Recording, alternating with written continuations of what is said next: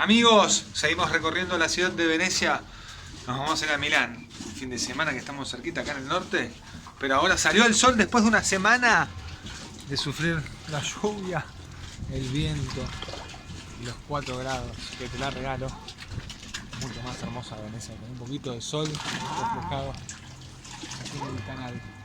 Estamos ahí muy cerquita del puente de Rialto, que está por allá. Ahí está el rooftop, la terraza del mall. Nosotros estamos aquí,